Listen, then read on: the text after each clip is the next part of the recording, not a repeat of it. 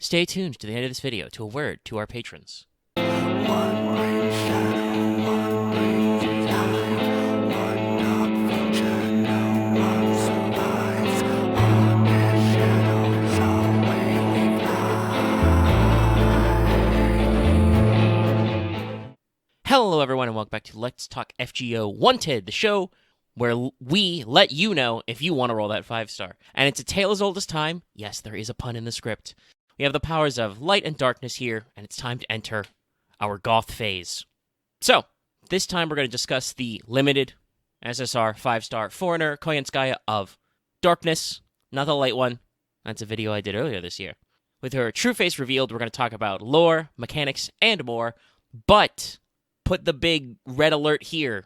I must warn you, if you haven't caught up to the Tunguska Sanctuary event and Cosmos and the Lost Belt in general, there will be spoilers of the highest variety, so watch further at your own discretion as I try to explain things in a spoiler manner. Alright, now that you have been warned, we may begin. Alright, so, Koyanskaya is a completely original character, and it's much more clear in her darkness form than her light form. Obviously, there was a lot of discussion there, but this is where we're just like, yeah, we're going real off the rails. So the joke's on you, there's not much history here, even though normally I say this is the history part. But just in case you don't know about our inciting incident, let me tell you why Tunguska matters.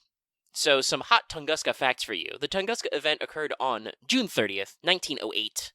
It's over 100 years ago, in the middle of some taiga forest near the Stony Tunguska River in what is now Krasnoyarsk Krai in Siberia, Russia. On that morning, at approximately 7:17 a.m., there was an enormous explosion, which was an estimated 12 megaton size. That's in volumes, weights of TNT, which flattened approximately 830 square miles of forest.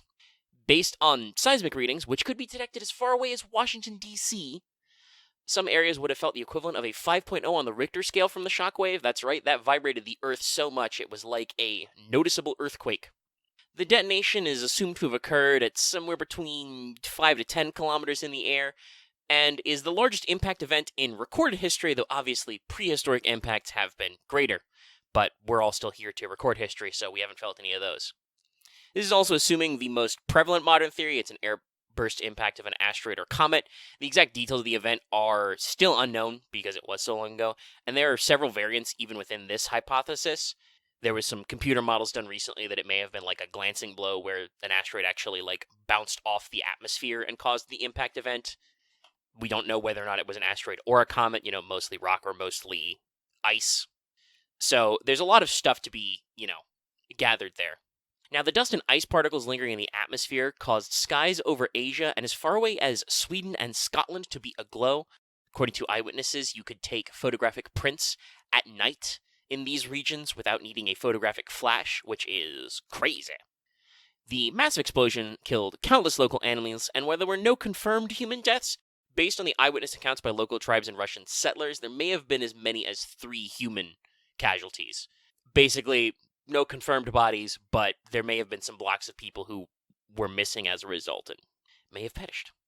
Also, many eyewitness accounts report multiple explosions, basically the sound of the thing, careening through the atmosphere, actually detonating, and then, secondary impacts and so on.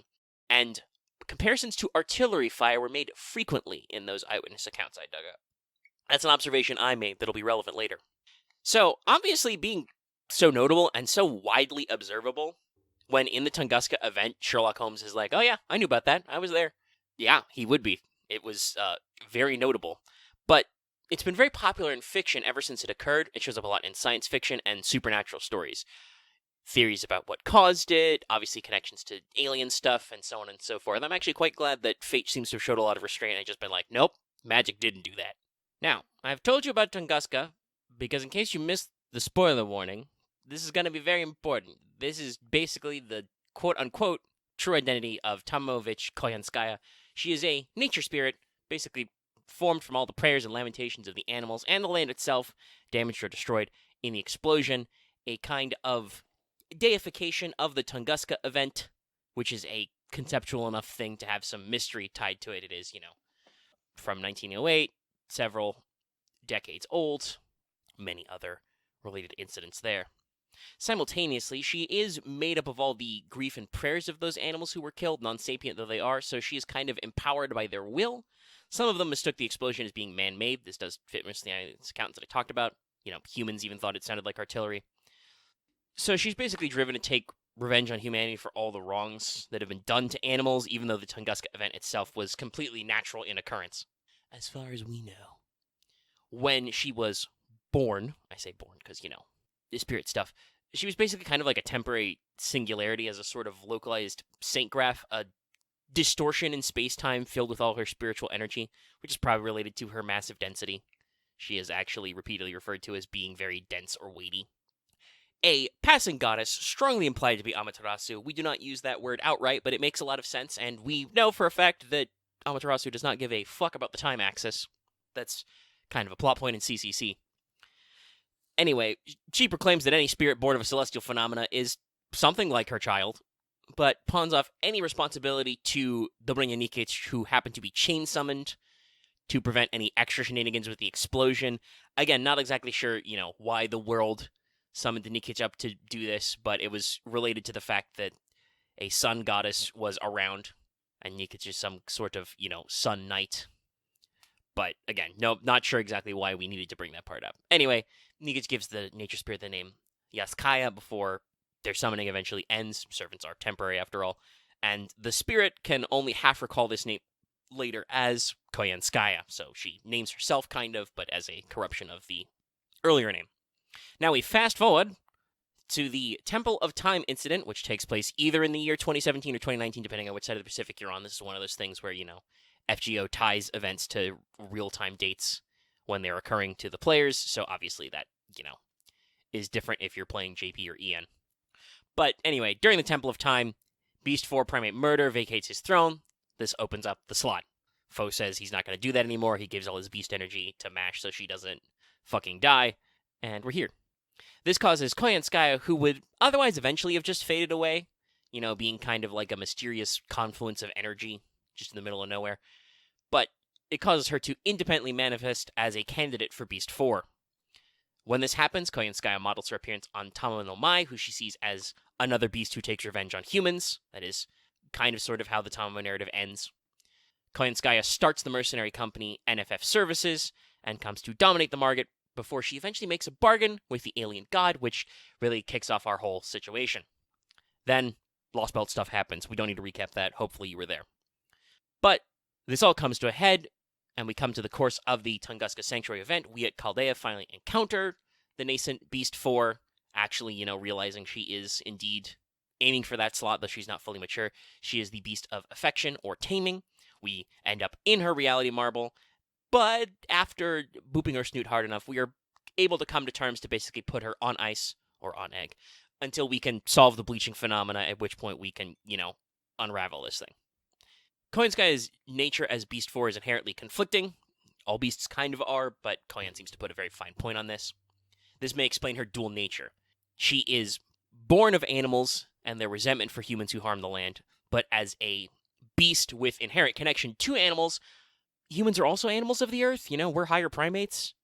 We've got very close relatives still extant and, very recently extinct. So we're part of the biosphere, oddly enough, despite the fact that there are many narratives which try to make it seem like we aren't somehow. The evil of humanity, where beasts are basically born of the karma of human progress, that Koyanskaya represents is usually referred to as taming. The original translation from Japanese might be a little more literal as cherishment, though I think taming does kind of give the vibes we want better, and is also fewer syllables.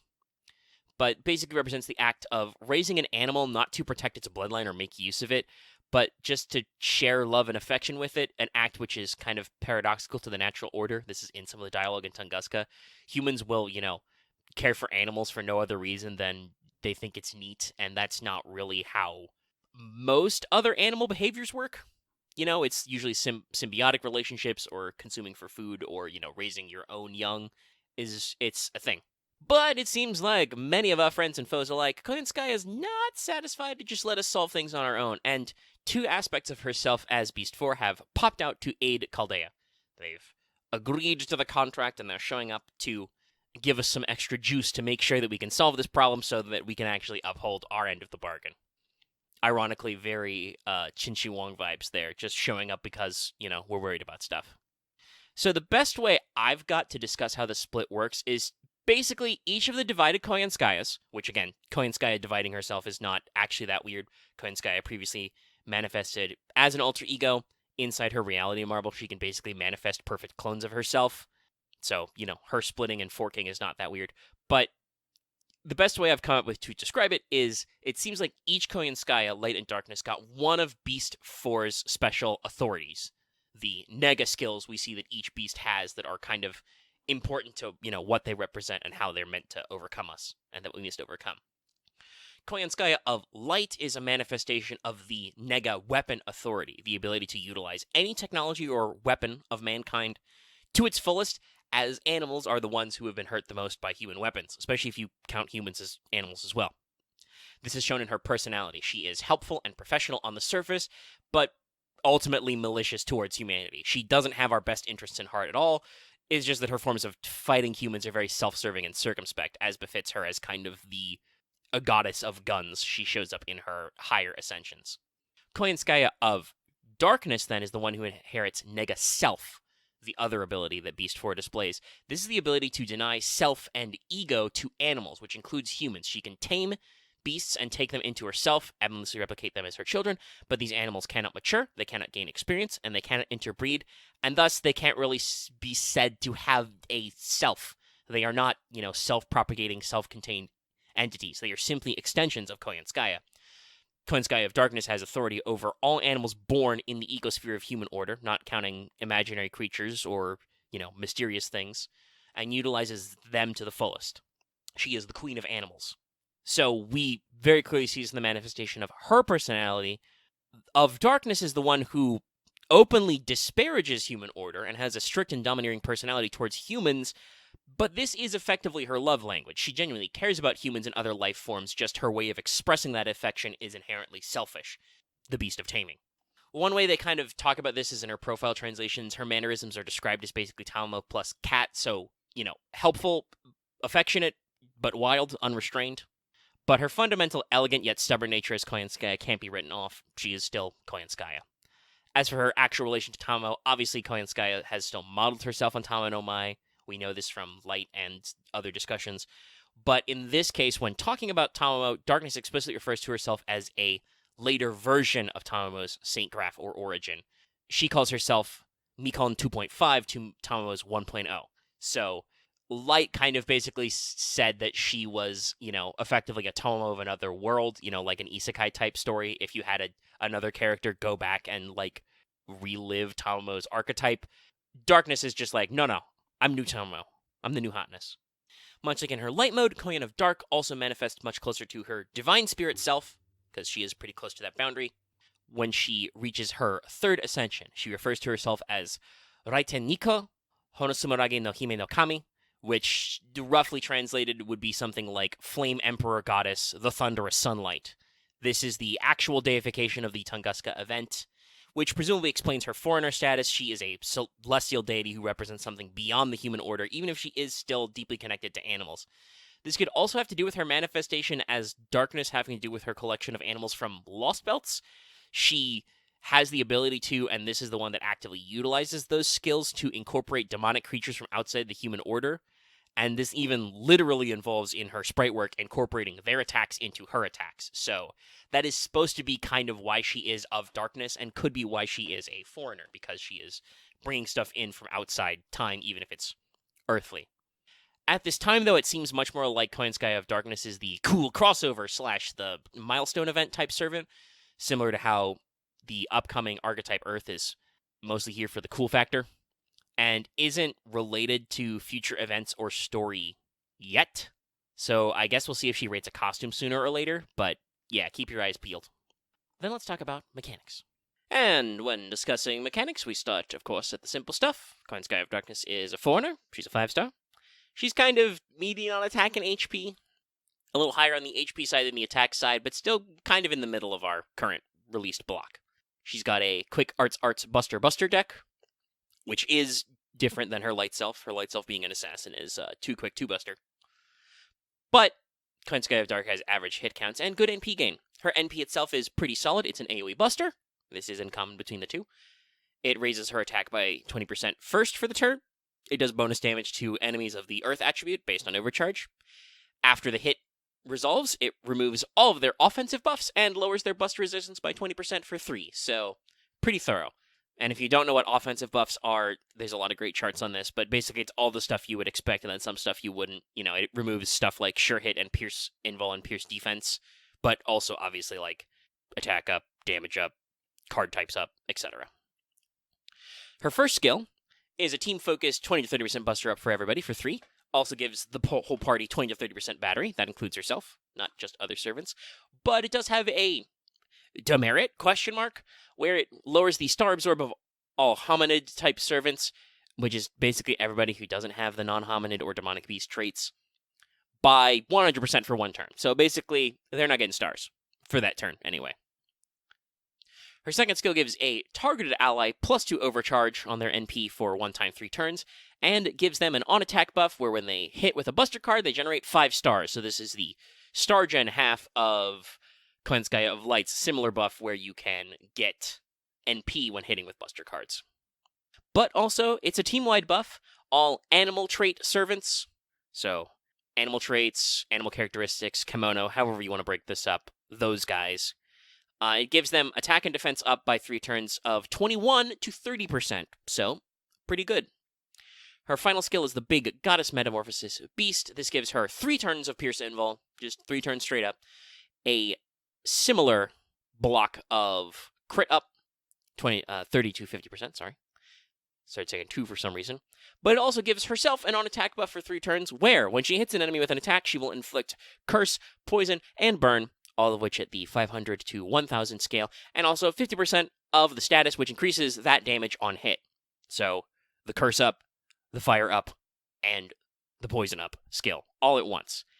This means that you are, at maximum, effectively dealing at least, 6k per turn, but you're going to stack that up so that on some of those turns, that's going to be much more than that. So that can actually be a little spicy, especially for farming, because I believe it doesn't say basic attacks, so I think her NP should count. But for passives, we got a few of those. We got a pretty normal Outside the Realm C, gives her a smidge of debuff resistant 2 stars, which is, kind of funny and useful. But we've got some uniques. The NFF Services, which gives a flat 20% damage up versus Wild Beast enemies, but also improves her arts effectiveness by 5% and 10% extra debuff success. And then the passive form, Nega Self, which gives her a very interesting 20% chance on any attack to give a 1-time 3 turns buff block on enemies with the Wild Beast trait.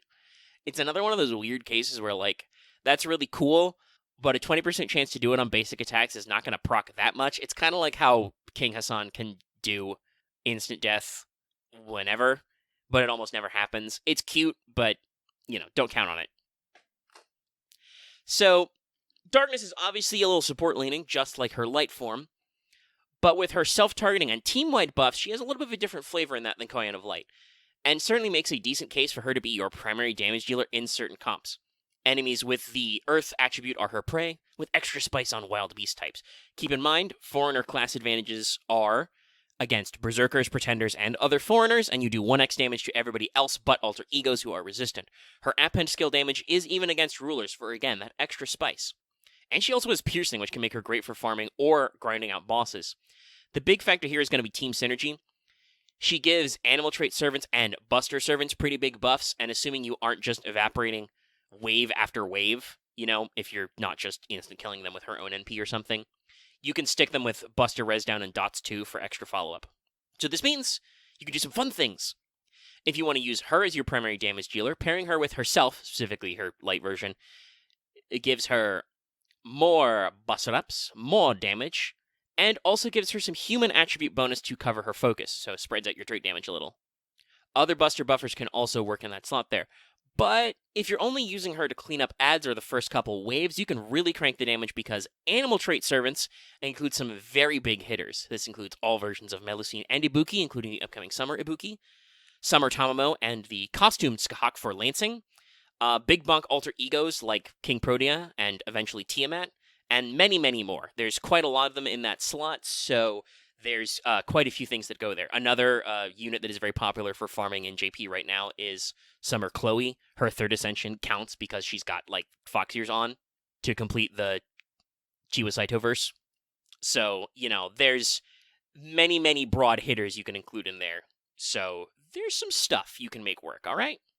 Also, I wouldn't necessarily recommend it, but you could try and stick her in team comps with dot teams pretty well, because she can both apply the dot and boost it with her basic attacks for 3 turns, and she's got an AoE NP, so that can help set up your guys, but it's not a perfect one because you're not necessarily going to get your maximum buff levels. Like, I wouldn't necessarily throw it like Koyanskaya of Darkness and Tomoe, for instance, to make burn work. But you might be able to make a Yang Fei setup kind of work because they're both foreigners, right? So they have the same overlapping class advantages. Just saying, it's something to keep in mind, but is obviously not your primary focus here. Now, for CE selection, honestly, you're probably going to go with NP damage and a battery focus. She has a 30% battery for the team, so if you use the right Mystic Code, or you can unlock her Appen skill for extra battery. This means that with a 50% CE, she can go over the top immediately for that initial punch. You can also try the slightly lesser ones. It's 20 to 30, so even without leveling her battery skill, you can use a K-scope. If you have it leveled, you can use imaginary element, stuff like that. So that's probably where you're going to want to go. If you're going to use her again as your main damage dealer, you can just give her Black Grail and pair her with, 2 Koyans of Light and just be like, reloading. So, yeah, a lot of spice here. I don't think she's quite, if I may form an opinion here, slightly off script, but if I may editorialize, I don't think Koyan of Dark is quite as much of a meta shakeup as Koyan of Light was, because Koyan of Light's skill set lets you really completely turn around Buster Servants in a new and unique way. Koyanskaya of Darkness is more like one of those Buster Servants you can start to turn around with Koyan of Light, but she's got the right kind of trait overlaps where she can do the damage dealing and the off-support stuff that is generally pretty popular with units, and, there's only so many farming foreigners to go around. So for the other stuff, being a foreigner, you're going to have to cop up some non-standard amounts of mats to ascend, which does include 10 comet shards at the end, but otherwise isn't crazy. You don't have to worry about statues. But her skills are similarly intense and focused on just using up mats, not skill gems. So the amounts are smaller, but the demands are still there. You're looking at 10 bones per skill and 15 more comet shards per skill, along with some other stuff along the way. And that is, again, kind of a shame because those skills are important. Now, Kyan is actually a pretty rare limited servant. She's only been available at New Year's, both this year, upcoming, and then next year. And that's it so far. I do not believe she actually made the rate up of the one that just dropped in JP, because they showed Koyanskaya of Light in that preview image, and so I do not believe they made it out. Yeah. So there's probably an opportunity for some more Koyan of Darkness coming up, but it hasn't hit yet, so keep that in mind. That said, she's a limited servant, so Koyan of Dark will be available in all future Lucky Bag GSSR campaigns somewhere, as they get more and more complex every year. And anyway, that's all we got for now, so I hope everybody has a happy new year. We'll catch you in 2024. Damn, I guess I got used to saying that one. Good luck on your GSSR pulls, everybody. So, hey, if you like this video, give it a like. If you got any comments, leave in the comment section down below. Make sure to sub for more, and ring the bell for notifications so you always know when we're posting new videos. You can join our channel membership for access to membership badges and emotes, and you can support us on Patreon, which I'll let you know more about in just a little bit. But you could have gotten this video early. That's it. Enjoy the outro.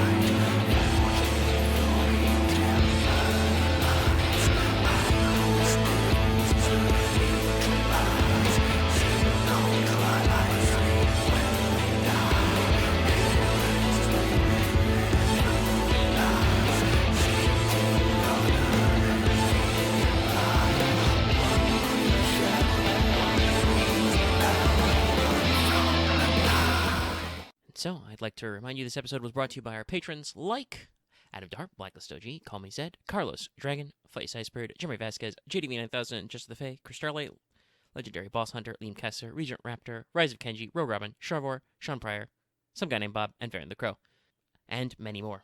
If you like what we do want to see more, consider supporting us on Patreon.